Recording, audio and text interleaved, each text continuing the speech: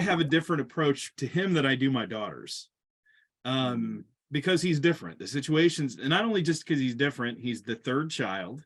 We moved in that period of time. I changed jobs, and we're in a totally different location. Some years have passed post-pandemic. And of course, my other daughter, who's the middle with him, she's reminding us that we parented her differently, and he's allowed to do stuff she was never allowed to do.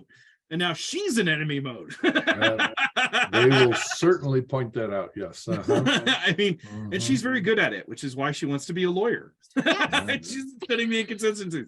So we can take responsibility for helping train her in that, because she loves being in enemy mode when it's in a court of law. Well, then the winning and losing is real clear right there in that one. Right. So it certainly is appealing. But let me suggest a couple slight redirections there with what's going on. First of all, while I understand talking it through and how that leads to winning and losing, and it's a very good observation. When we're talking it through, we're almost always talking it through from our earth eyes perspective. We're very rarely talking it through from God's perspective. Yeah. And to talk it through from God's perspective, we actually have to find our best selves. So one of the things that really beset my wife and I was that I was a psychologist. And so when she went to talk things through, I would put on my psychologist hat and mannerisms, like, okay, you want to talk things through? Well, let me just facilitate this conversation. And that would just make her mad to no end, because she didn't want to be facilitated, It's like, well, what tools do you want me to use anyway? Like then I have a tool, it's called a hammer. Didn't we just pay $50,000 to train me how to do this? And now you don't want.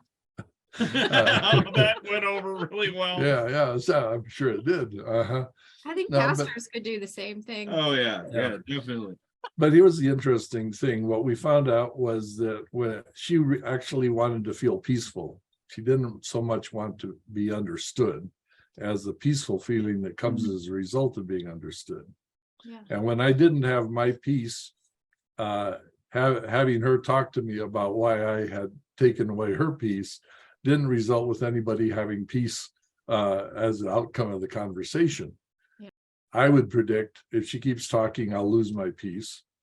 And she would predict that if I don't keep talking, I won't get peace. And so now we have a formula that's, bound to get us in trouble one way or another.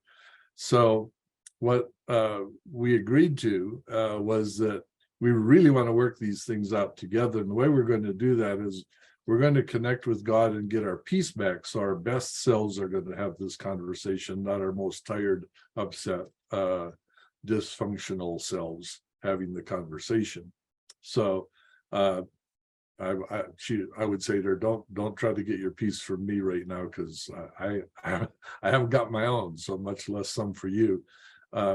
And I'm not going to try to get my peace from you either, but let's go get some peace from God. And then when we've got our best selves, we're going to work it out together. So on nights when I was tired, to follow your example, I'd say, let's do the thing that will help us be the most happy to be together tonight, so that we can get our peace and from God and work it out tomorrow when I've got my brain back.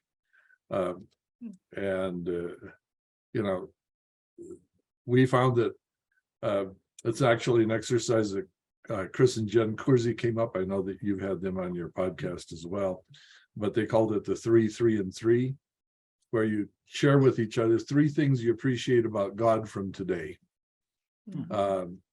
3 things you appreciate about your day, and then 3 things you appreciate about each other. You may have to go back to when you were dating on some days, to find something. But, by the time you'd done those things, we could actually go to sleep. And even when you're tired, you're thinking, well, I, appreciate, these things. Starting with God, he's always got something to appreciate.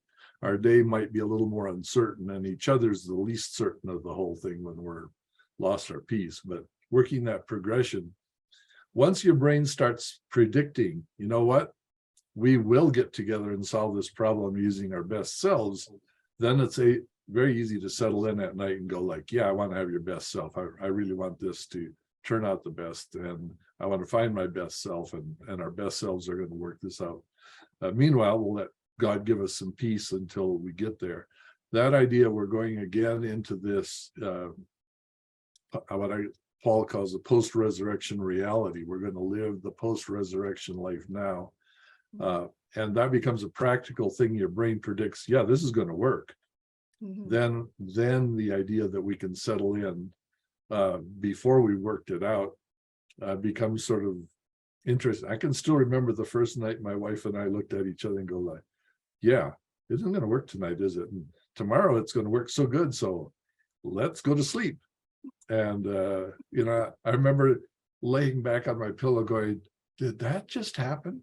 Is that real?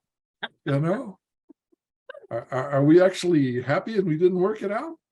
I love that story because, in scripture, it says, don't go to bed angry. And one interpretation could be work it out all night until. Yeah.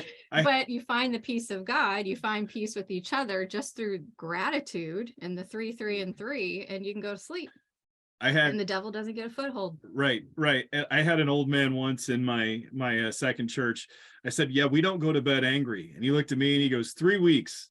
And I said, 3 weeks? He goes, yep, that's the longest we've been awake. I was like, oh my goodness. I'm like, you're nuts. Yeah. He just smiled and walked away. Yeah, this way is much better. More than one way to parse a passage, isn't there?